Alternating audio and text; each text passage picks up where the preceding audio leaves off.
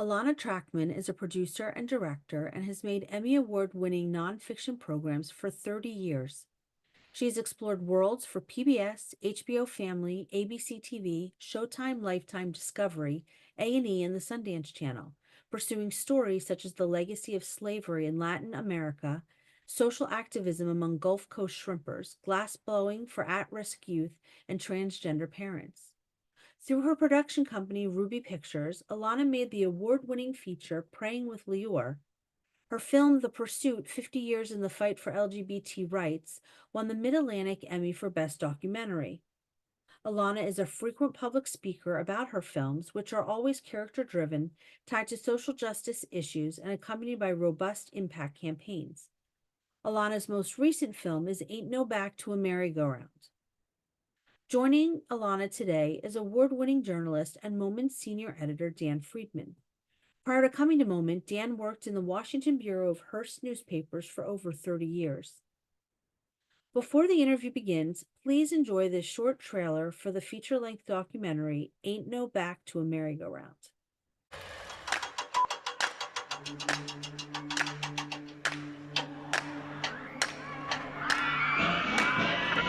Fun is where you find it. We're going to have one swing at time at Glen Echo, the amusement park in Washington. Glen Echo Amusement Park.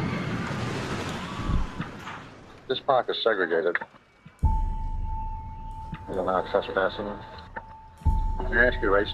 My race, I belong to the human race. Oh, we were dying to get in there. I really wanted to ride on the carousel. Why couldn't we go and have fun like everybody else?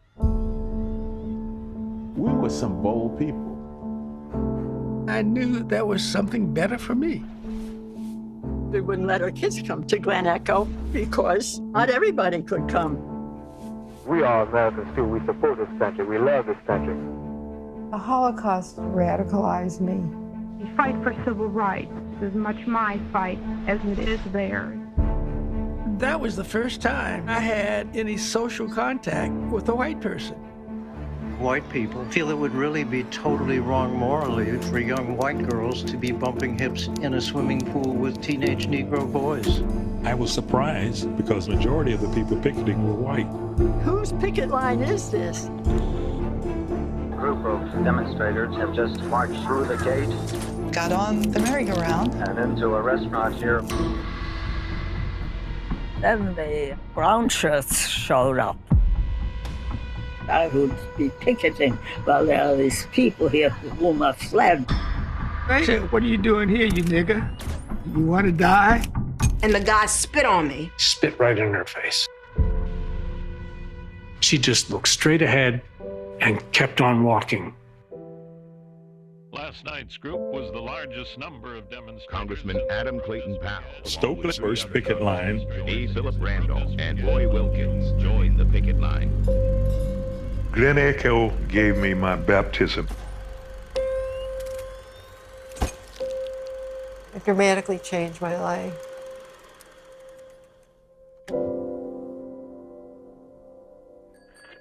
Be sure to be at Glen Echo during the last week of the season. Glen Echo Amusement Park. It's great to be here with Ilana Trachtman, the producer, director, and creative force behind Ain't No Back to a Merry-Go-Round, which you describe quite aptly, I think, as a small story that reveals the complexity of its moment in microcosm. And we're going to explore that further. So let's, without further ado, let's get to questions, Ilana. And just first off, right off the bat, tell us, where does that name, Ain't No Back to a Merry-Go-Round, come from? How did you come up with that? I wish I could say I came up with it. Actually, Langston Hughes came up with it. He wrote a poem called Merry-Go-Round that was published in 1942. And the premise is that a boy who's from Jim Crow South and is used to sitting on the back of the bus wants to find out where he can ride on a merry-go-round when there's no back to a merry-go-round. And so the point is, where's the horse? The line is, where's the horse for a kid that's black?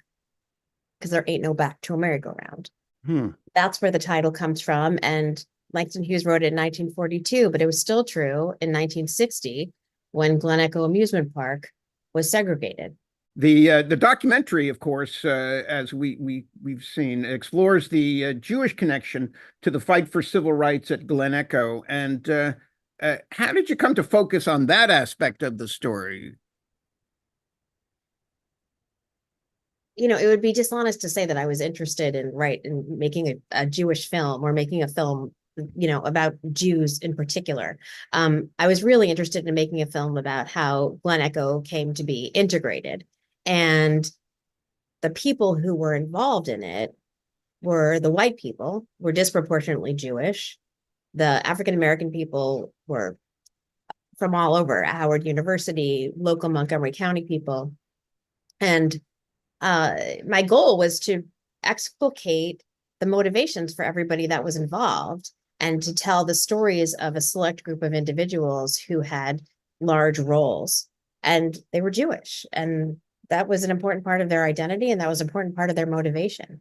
And the neighborhood that they came from was also disproportionately Jewish, which we can talk about why that was true. But you know, to say that I was like making a film about Jews, I was almost a byproduct.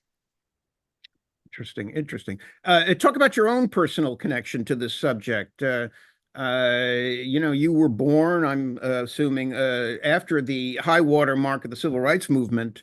Why did the Glen Echo story resonate so deeply with you? So to answer that question, I have to go back a little bit and talk about how I learned about the story. Right. I grew up not far from the national park that is built on the remains of what was Glen Echo Amusement Park. Glen Echo Amusement Park existed from about the 1890s through 1968. And by the time that I moved there and was growing up there, it was the late 70s, and the park had long become a national park. But it was a national park that still had very clear vestiges of the amusement park that are particularly beautiful and were particularly evocative to me as a kid and a teenager. You saw the Art Deco infrastructure, the carousel was still there and still running. And it's a gorgeous 1920s Denzel carousel. There's, you know, the popcorn sign and the cuddle up and the bumper car pavilion. And there were photographs all over the park, interpretive plaques that the National Park Service had created about Glen Echo Park's history, starting as a Chautauqua institution. And I loved all of it. And we used to go often as a family because there are always arts events going on there, like the DC Folk Festival and children's theaters. And I spent a lot of time poring over those pictures and being almost nostalgic for a time that I didn't even know. And so when I learned about the park's segregated past, it was only many, many years after I had moved away and grown up and was looking at a venue for what would be my wedding. And I brought my fiance there, and it was the middle of the winter. And we luckily, like by sheer serendipity and divine intervention, ran into a park ranger who happened to be an observant Jewish park ranger and named Sam Swirsky. And I don't know why we got on the subject, but Sam told us about the history of the park and the fact that the park had become integrated because of this really unusual and fairly unprecedented collaboration between the white community that was across the street from Glen Echo Amusement Park and Howard University students in the summer of 1960. And I was so shocked. I was so shocked that I didn't know the story, but worse than not knowing the story was the fact that spending so much time there and looking at so many pictures for so long and having never noticed that everyone in those pictures was white, which meant that there was a whole section of the population that was kept out of Glen Echo. And that was really shameful to me that I hadn't noticed that. And, you know, sort of created a certain kind of reckoning, and also, you know, a desire to learn more about who it was that integrated and how that became integrated. And when I learned about the Jewish community that was involved, they were largely Jewish people involved in the labor movement and civil servants And my father at that point had died 2 years earlier, and he was a Jewish labor organizer. And, the sort of people, the sort of bent, the sort of music that they listened to, their politics, their interests, even the art that they had on their walls was so familiar to me, that, I felt a kinship with them. And so it wasn't so hard to get to know them. And that's kind of how it all began. And just to put a bow on that, your wedding did not take place at Glen Echo. It did not. Okay, just checking. So the film took you 10 years to make. Why so long? Wow, that is an amazing amount of time to devote to a single subject. I mean, I assume you were doing other things, betwixt and between, but why did it take 10 years? That's a great question. And and something that I have a mixed relationship with. It took 10 years because it was a really hard story to tell.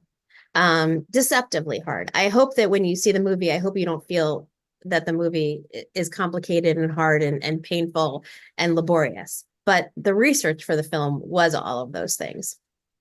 So there was a bunch of factors. One is that this event, which I came to learn was marked by many firsts and many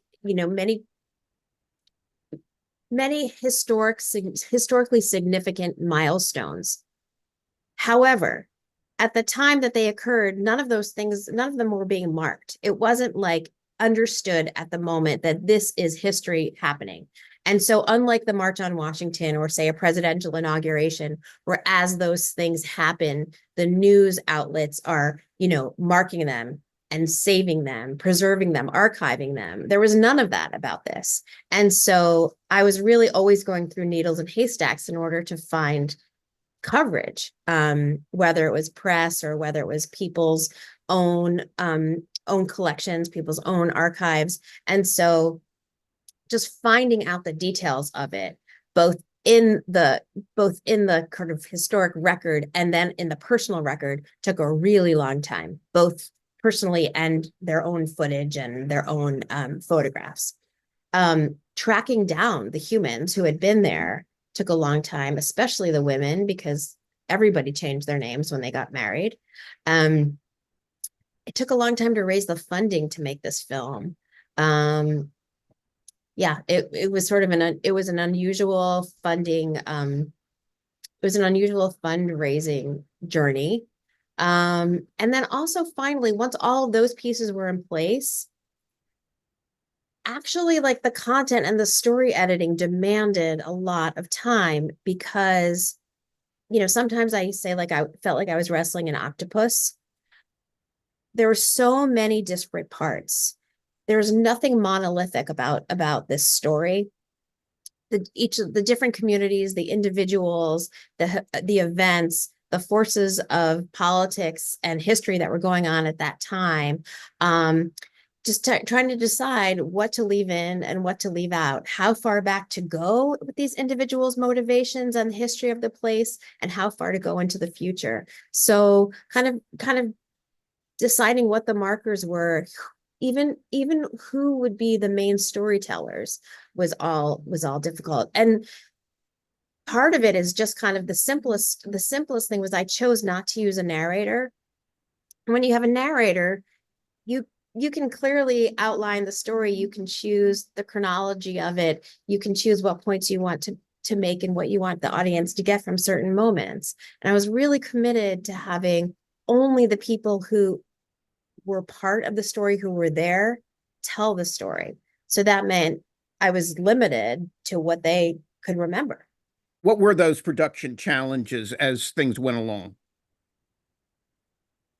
Well, I would say there were different challenges at different phases of the film. The first challenge was in the research, in just knowing where to look. So when we think about the way that news, for example, is preserved, the way that we preserve it now is really different than what happened in 1960, where tape was just taped over. So right. unless there was something that was really important, your average news coverage was going to be covered up. So it's about finding a lot of archives and actually even like chasing down rumors, rumors of somebody who might have a piece of this, who might have this, who might have that, somebody who might have had a camera. Actually, one was just like somebody who I heard had gotten a camera for their bar mitzvah. And so, was filming in the community, the white community, Bannockburn at the time, because he was like the only kid who had a camera. And look, I was lucky to find him and lucky to find that he had saved all of these old cans. In the production side, I never had a real budget working on this film. And so, for example, in choosing which characters I would profile, I was really limited to who I could get to, or who I could piggyback a client, like a more commercial client's shoot onto, also picking up an interview with somebody. So, for example, there was a person who I really would have loved to feature prominently in the film. But after she was involved in the pickets, she moved to New Zealand. She met her husband. Actually, her name is Emily Malkin Flynn. She met her husband on the picket line. And because of his involvement with various progressive politics, he was an academic and sort of had to move out of the country in order to be employed. And they moved to New Zealand. And because she was in New Zealand, I didn't have the budget to fly over there and to film her. So she is not featured in the film the way she might have been had she settled in Washington. Also feel like a certain responsibility to preserve their stories in a way that's similar, I think, to like saving stories of Holocaust survivors, because 10 years from now, and certainly 20 years from now, there's not going to be anybody left who was actually who was an adult at the time and who could tell what they remember. The scope of the, documentary material, you've kind of touched on this already, but it's really amazing to me, having viewed the film, the scope of the documentary footage that you uncovered, which was so integral to the entirety of the documentary, is really amazing. And just can you talk a little more about how hard was that to dig up and sync things into kind of a coherent whole? You already touched on the sort of storytelling, news reporting, photography was different then than it is now, but you had some lucky moments, I think, or things fell your way in opportunities presented themselves. So talk about that a little, please. Sure. I mean, there's so many stories of incredible serendipity when it came to finding footage. I mean, and I can't say it was just serendipity. It was serendipity that, we created the conditions for it by casting such a wide net. You made your own luck. Yeah, right. I think that's true. I think I made my own luck. But I'll tell you my favorite story about finding things. So when I started working on the film, I was up against a very clear challenge, which was I had no idea if there was any footage that existed of the protests. And you can certainly make a film, and people do when there's, about historic events that happened before footage existed, but it's much harder, and it wasn't really what I wanted to do. So I kind of was taking a big risk. I had seen photographs. I knew of like maybe about 10 existing photographs of the protests. And I knew about a recording that a radio reporter named Sam Smith, who was at the protests, had recorded. And I knew it because the National Park Service had that recording. Sam had actually given it to them.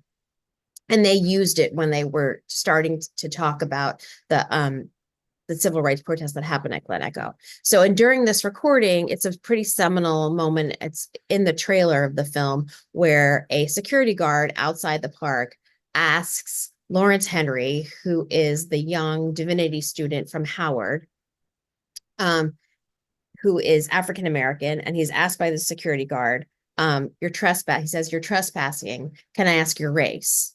Which obviously he knows. And Lawrence Henry answers, "My race, I'm a member of the human race." And he basically Lawrence Henry gets the security guard to say, he says, what class of persons do you allow to come in here? So the security guard actually says white people. And so I heard this recording. I mean, and I knew that the recording was gold in the sense that it was so shocking to have preserved, you know, in amber, this moment in time when such a conversation and its overt racism could take place. But that's pretty much all I had. And then about these 10 photographs. And in the original research, I had cast a very wide net in reaching out to everybody whose names I had, who had been there or who was descended from somebody who had been there. So I spoke to a person who had been about a 7-year-old at the time. Her name is Polly Talon. And Polly's parents had been very involved, had been some of the, her mother, in fact, had been one of kind of like the generals, I will say, alongside Esther Delaplane and Esther Delaplane's best friend. And Polly told me what she remembered. And like many other, you know, people of her generation who grew up in Bannockburn and who had been at the protests. And several years later, maybe 3, 4 years later, she contacted me to say she had found in a storage box that had been in her parents' basement, a little yellow Kodachrome box that said Glen Echo 1960 on it. And she wanted to know if I wanted it. So like, of course, okay. I think I gave her a FedEx number. And then in the meantime, like I got this box and it was Kodachrome Super 8 film. And I went on eBay, I bought a Super 8 camera.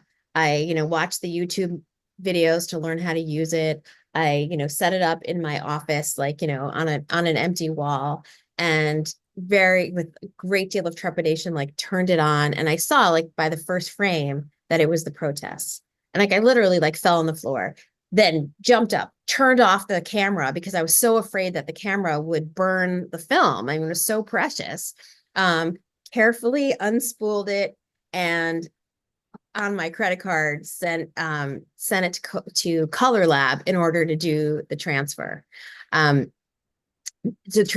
Transferring it from Super 8 into digital so that I would be able to see it. Because I didn't want to risk running it through my now newly purchased film camera.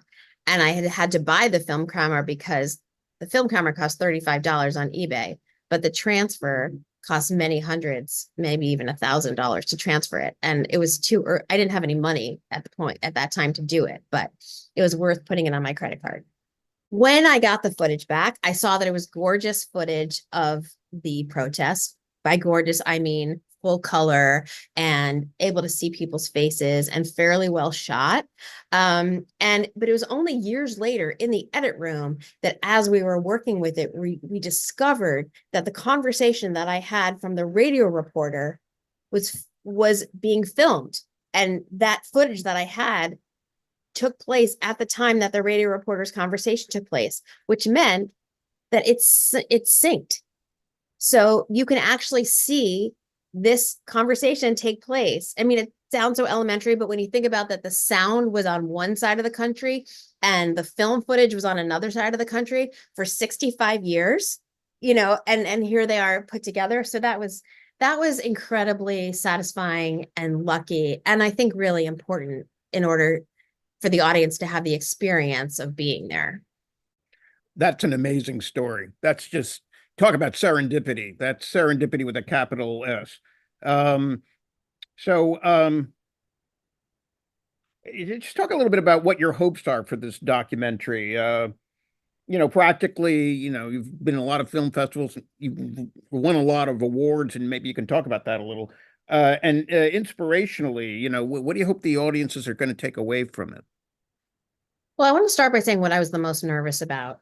So, you know, at this moment in time, identity politics reigns in a way that it didn't then. So that being a Jewish woman telling this story was from the outset loaded.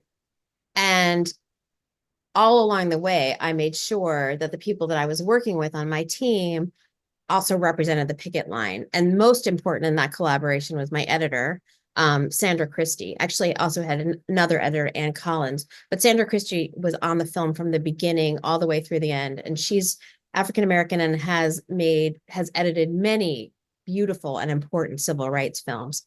And, you know, I can't imagine having made this film without Sandra, because her perspective absolutely informed mine. And I think vice versa. I think we both really learned a lot. And there was a lot of very affectionate wrestling, I guess.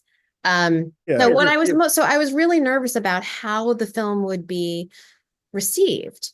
And I didn't want it to be just a Jewish film festival film. I didn't want it to be seen as like just a historic film. It was really important to me that the African American community see the story as theirs as much as the Jewish community. And I didn't know how it would happen, especially because the film came out after the film was finished in September. And, you know, I had a VIP screening in January, but the relationship between the African American community and the Jewish community changed significantly over the 10 years that I was making the film, and certainly over the time that it was between when it was finished and when it premiered. So I was really worried that the Black community would see it as would just see it as not necessarily representing their experience, or just write it off as like, you know, a Jewish girl telling our story. And I have been so thrilled that that's not been the case. And I mean, I credit many things to that, especially Sandra, but that like the warmth and the excitement and the celebration over the film, I think has been felt equally by the African American community and the Jewish community, so much so that it's being programmed right now in Black film festivals and Jewish film festivals and mainstream film festivals. But DC, which was recently, as of this taping, in DC, it received the honor of Best Documentary Feature in the DC Black Film Festival. And then just 3 weeks later, it played at the DC JCC, and it was sold out for 5 nights. And in the JCC, there was sometimes a diverse audience. I mean, Howard students came to the DC JCC to see the film. And that was so gratifying to me and so affirming that, you know, I had gotten the story right. So I am hoping that the film continues to be received by both communities, but more than that, is a lightning rod to kind of restart dialogue in places where dialogue has stopped. Our existing partnerships, many of them are strained now between synagogues and Black churches. I hope that they will see the film together and be able to start talking about it, not just as a way to revisit the past. I don't want this to be something for the history books, but as a way to look at the past and find inspiration for going forward and find inspiration for the present. Another thing that's really important to me is that it become part of school curriculum. I mean, I think that we, you know, most school districts teach the civil rights movement. They all teach the civil rights movement at some level, some far more successfully and more intensively than others. But we learn about the civil rights movement almost entirely in terms of its heroes, in terms of the giants. You know, we learn about Martin Luther King and John Lewis and Diane Nash, and maybe we also learn, if we're Jewish, we learned about Abraham Joshua Heschel and how he served as Martin Luther King's rabbi, quote unquote. And you see the pictures of him holding the Torah on the bridge at Selma. You know, we've seen that shot a million times.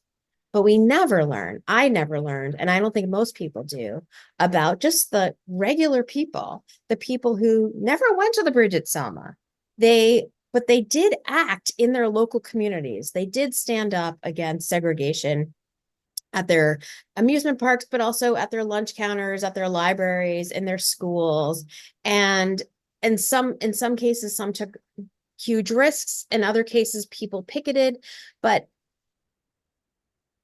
I think that in denying students the understanding that regular people who are just like them, or who are just like their grandmother, their mail carrier, their 7th grade math teacher, we also deny them the opportunity to see themselves as people who can have agency in affecting history. And So I do hope that in addition to learning about Martin Luther King and Heschel, we also learned about the people who never got famous, because I think that they're much more accessible heroes and role models. And that's an interesting point, because, you know, the 5 or 6 African American students who sat in the Woolworths lunch counter in Greensboro, which is now a museum and a must-see place to visit if you're in Greensboro, North Carolina. I'm not sure. You had said that it's a sort of a historical moment and people don't realize it at the time it happens. And but those students did eventually, I think, become more prominent, or that sit-in became kind of a milestone in the development of the civil rights movement. Whereas your incident that your documentary is about never really achieved that, but maybe that will be rectified with this documentary, do you hope? Oh, I really hope so. I really hope so. I mean, look, the 4 students who sat in at Greensboro, most people don't know their names. And most people certainly don't know, why they went there that particular day and where they came from and what they thought about and who they became. And so, that was a real motivation for me, is to understand why the 4 people who are profiled the most in the film, Dion Diamond, Hank Thomas, Helene Wilson, Esther Delaplane, why they were there that day, what had happened in their lives that brought them there, what happened to them as a result of having been involved in terms of where they are in life today. But I think that, obviously I'm biased. I just spent 10 years living in this, but I think that the protest at Glen Echo is historically significant, not just because it was a protest, but because it was likely, I understand from my history advisors, it was likely the first time that a white community, in this case, a largely Jewish community, but that a white community en masse worked together with a Black organized protest. So up until that point, you had disparate individual white people who might have come to a protest, who may have helped to organize, but you didn't have a group. In this case, it was a community working with some kind of a Black group. So you have the white community of Bannockburn, and you have the Black students from Howard University, and then subsequently the local Black community. So that is a historic first. Another historic first is that it was probably, as far as my history advisors tell me, the first time the American Nazi Party came and did a public counter protest. Now, we learned about Skokie, but Skokie's like more than 10 years later. So this is 1960, and you have a nascent American Nazi Party coming out and protesting in the suburbs just 15 years after the end of the war. Also, huge civil rights giants like Roy Wilkins and A. Philip Randolph, Adam Clayton Powell came to this particular protest, and there are photographs of them in the film. And it was Stokely Carmichael's first protest. So all kinds of things came as a result of this. And it was really early in the movement. And then the people who kind of graduated from it, who were incubated on this picket line, learning the strategies of the labor movement, then went on to the various places in their lives, whether it was other college campuses or other cities or the Deep South, and brought the tactics that they had learned on the picket line and brought the experience of the friendship with the other to the picket line, to their actions. And I don't think that can be underestimated and its historic significance, because segregation in 1960, even though it was de facto, it was illegal in DC, but it was still de facto segregated. In Maryland, there was no public accommodations law. So that's why, as a privately owned amusement park, Glen Echo could discriminate. Segregation was so entrenched that it was perfectly normal for many white people and many Black people to go through their entire lives having never had a meaningful conversation with each other. And so meeting each other on the picket line and having hours and days and weeks of walking together and getting to know each other was a watershed. And these friendships, many of them stayed for entire lifetimes. And if not the actual friendship, then the experience of making friends with somebody who they wouldn't have had contact before really changed people's lives. So just to kind of clarify something, especially for our viewers who don't live in the Washington area and kind of understand the back and forth relationships. The park is located in Glen Echo, Maryland, over the DC line, but you've talked about the many Jewish people who rallied to the side of the protesters. Can you clarify just what was the customer base? Thank you. For Glen Echo, relating to the streetcar that kind of went from somewhere in DC to the amusement park, and so there were a lot of white people who pretty much were like you at the outset, never really noticed that or didn't care that there were no black people there. I'm not saying you didn't care, but just there was this sort of invisible shield, so to speak, or wall. Who was the customer base? Starting, I guess, whenever the streetcar started, 20s, 30s, 40s, 50s. Actually, it's farther back than that. Yeah. So the streetcar started in 1891, and it went out to Glen Echo in order to serve the Glen Echo that was then the Chautauqua institution. And the streetcar went from downtown Washington, D.C. out to Glen Echo, which was then really like an exotic locale going through the woods to bring white people to the Chautauqua institution. And the streetcar actually continued until January of 1960. And at a certain point, I believe it's 1935, the streetcar company actually purchased Glen Echo Amusement Park because the streetcar didn't have enough business on the weekends because people weren't going to work from the suburbs. And so this was a way for them to have people ride the streetcar in order to come out on the weekends for recreation. And Glen Echo had a swimming pool, the Crystal Pool, which held 3,000 swimmers. And that swimming pool was certainly a flashpoint. And obviously it was whites only. Bannockburn is really interesting. So Bannockburn is the white community that was situated literally across the street from Glen Echo Amusement Park. It was established in 1946, and a lot of forces contributed to Bannockburn.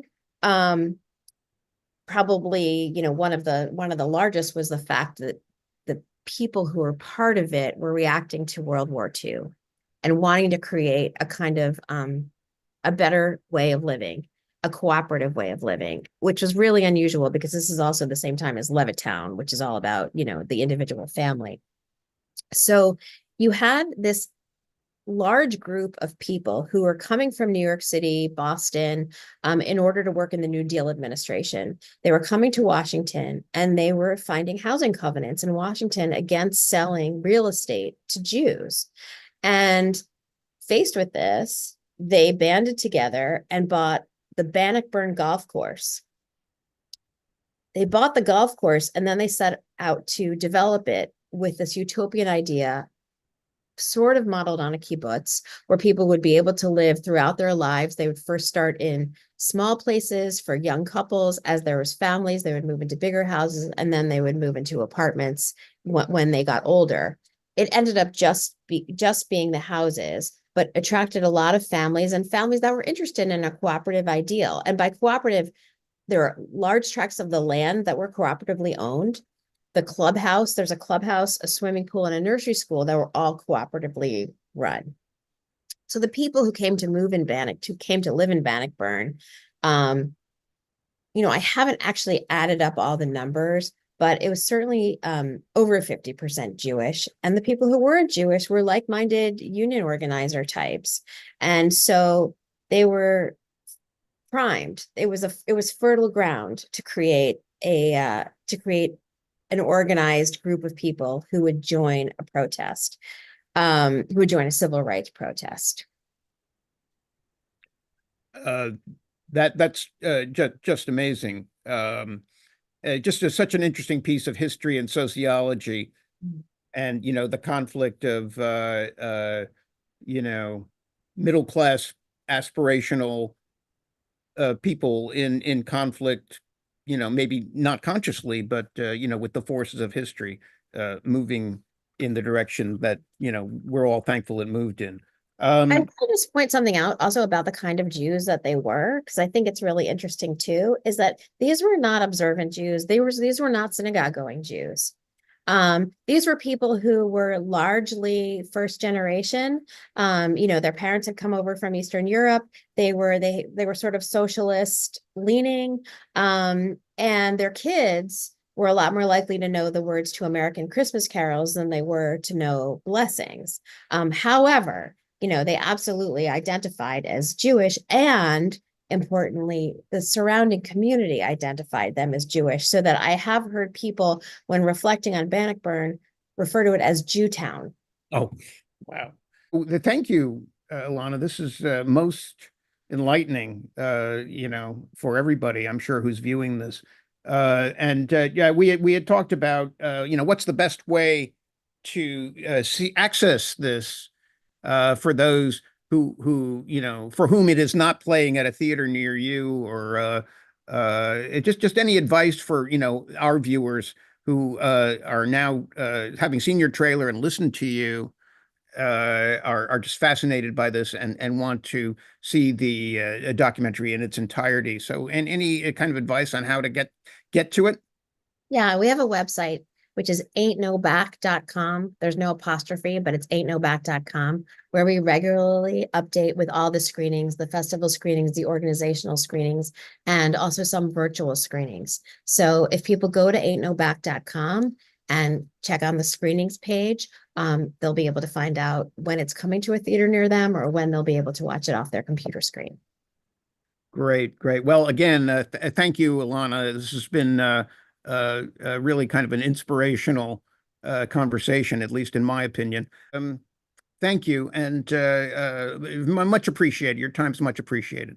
Dan, thank you so much, and thank you for asking such a good question. Okay. Absolutely. My honor.